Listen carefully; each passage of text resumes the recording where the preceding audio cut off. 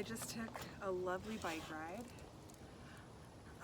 I felt drawn to do that because of this really strenuous feeling transformational shift in astrology, this new moon in Scorpio and the 11/11 portal and the Friday the 13th, and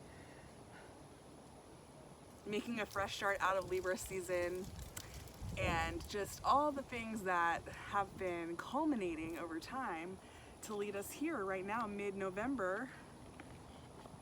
So I went on a little bike ride because I was feeling a little restless, and I'm just enjoying this beautiful weather and the nature.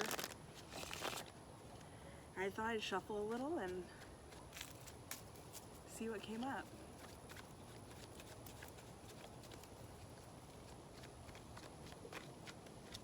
I thank you, God, for this amazing day,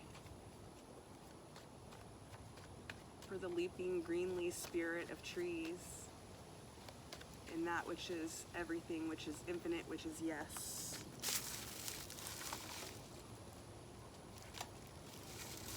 A vision. I was probably misquoting an E.E. Cummings poem that was recited in my tiny little wedding. A vision. Let's see what else Spirit has to say to us on this beautiful mid-November day.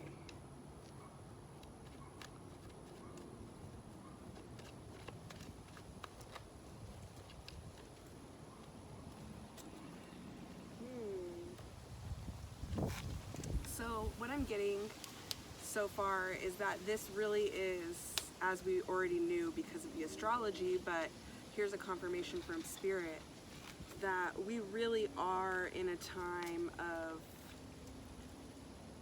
finishing processing the experiences of this last year to solidify the foundation for next year.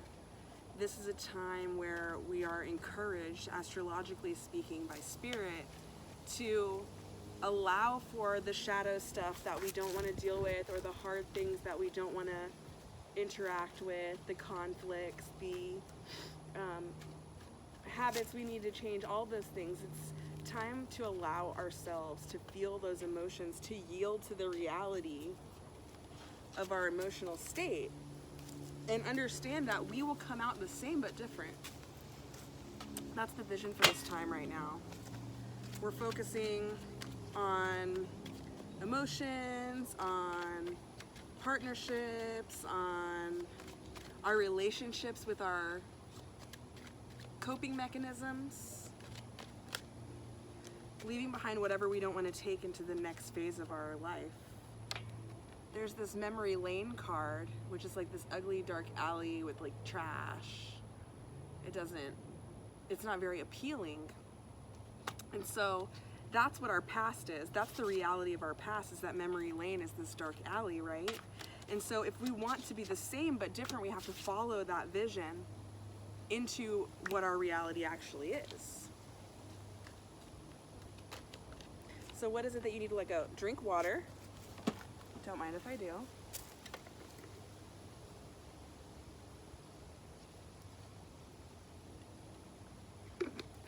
By the way, if you're a hiker or backpacker or anybody that would need maps outdoors, Gaia GPS in the App Store.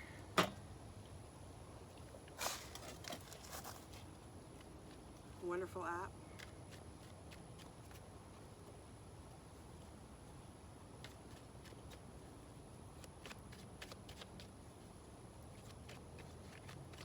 All right, this deck is going quiet.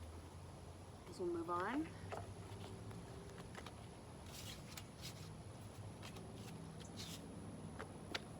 To the Awakened Soul Oracle, and then I'll pull a few tarot cards for our advice. I should have known better than to try to do it that direction.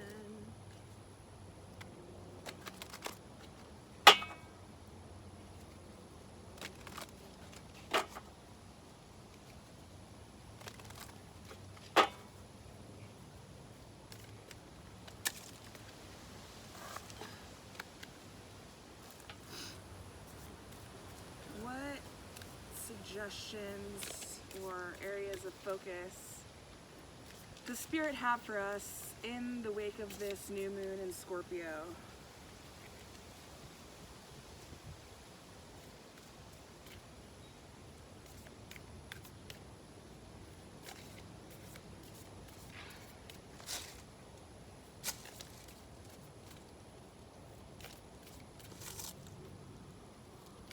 Anything?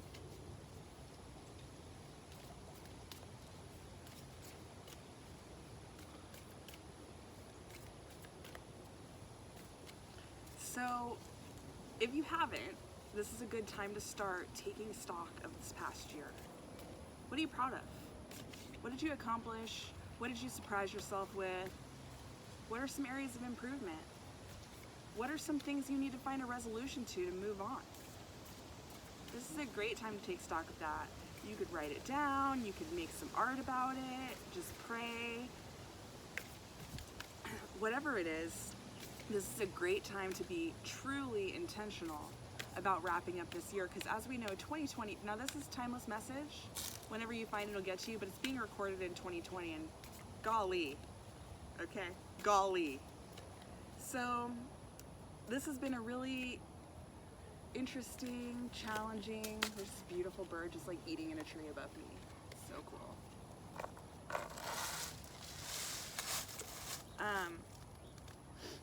This has just been such a beautiful and challenging year, and so much has happened, and so much is changing in ourselves and in our external environments.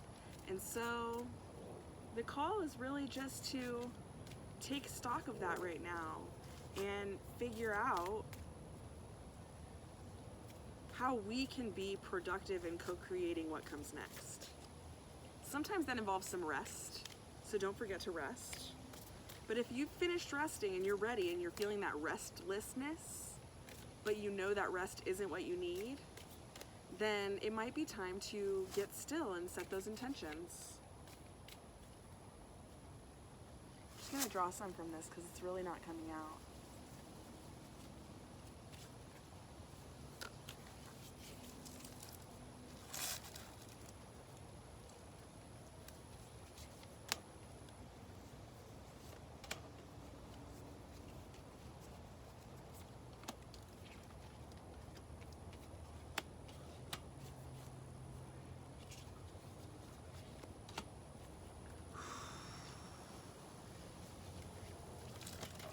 Wow. Okay. So we got the sovereignty card, living into our higher purpose, our autonomy, trusting our intuition. We've got the knowledge card, those experiences turning into something more than just something we went through, but actual knowledge that we can pull from in the future. Release, change, and surrender. And what I'm seeing from these cards, especially with these others, is that as we allow ourselves to lean into this vision, to lean into reality, to put things behind us, as we surrender to the need to do this, as we release those things no longer serving us, change in knowledge and communing with our higher self is unavoidable. That is absolutely what will happen. I'm gonna put one more out here because that just was.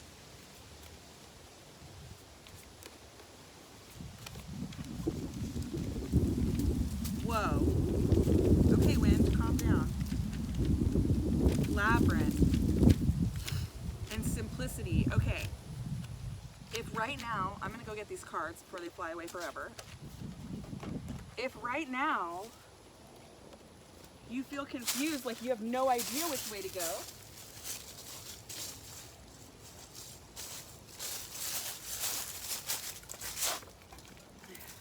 that is definitely indicative of needing to get totally still in order to allow this change to come in.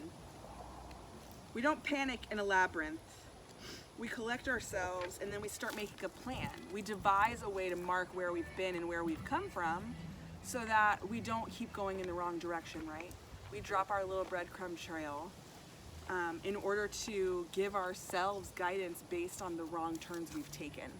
Okay, so labyrinths, you go the wrong way, but it's not game over then. You have to turn around and find your way out. And so if in karmic cycles we've found a way to get lost in a recurring cyclical pattern of things that we'd like to ascend out of, or that we are being called to ascend from, then we need to find a structured, meaningful plan to mark the way so that we don't get confused and lost back in that cycle. We have to notify ourselves with little trigger alarms. You know, we have to booby trap the ways that we don't want to be so that we can remind ourselves not to go in that direction. Guidance is on the bottom of the deck. It's a beautiful person, looks sort of like me, with the sun, the moon, and the star, and a cup of coffee on a table. And what that says to me is the way we can get to communing with our sun and our moon and our star, the way that we can arrive at the place where those cards are the things, where the simple directions of higher guidance is illuminating each step in our path, where everything is a major arcana unfolding because we're stepping into the next right direction. That guidance comes from wherever it comes from. It might come from the cards for you, like it does for me in many cases. It might come from your Bible.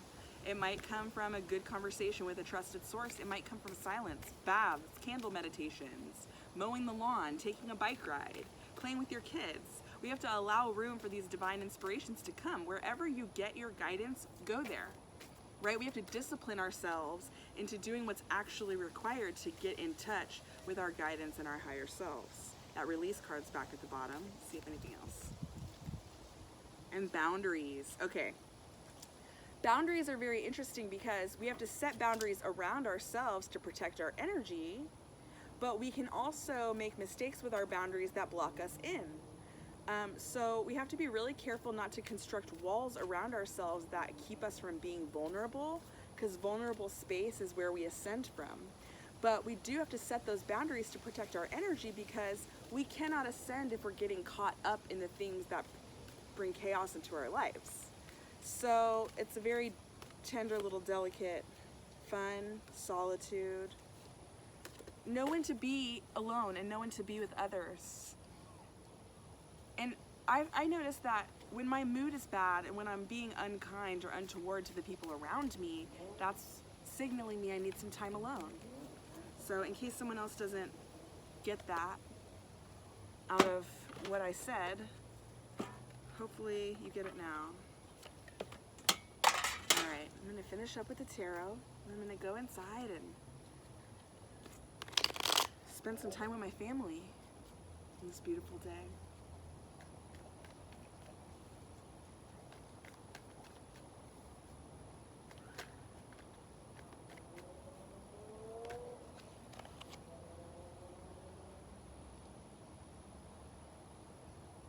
Five of Cups in reverse.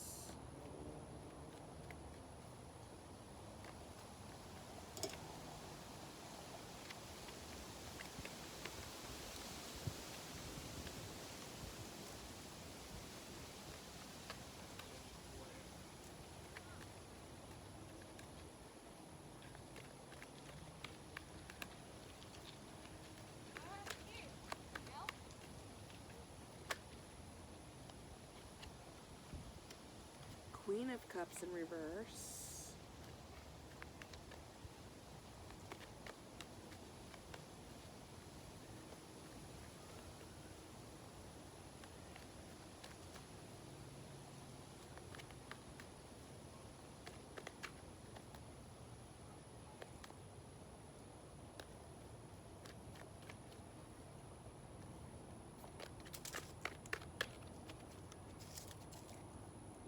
Ten of Pentacles. Okay.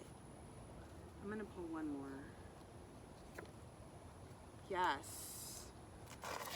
Ten of Swords in reverse at the bottom of the deck. Okay, this is awesome. So, I'm gonna do this like an overall energy. The bottom of the deck, the Ten of Swords in reverse, is gonna be the overall energy.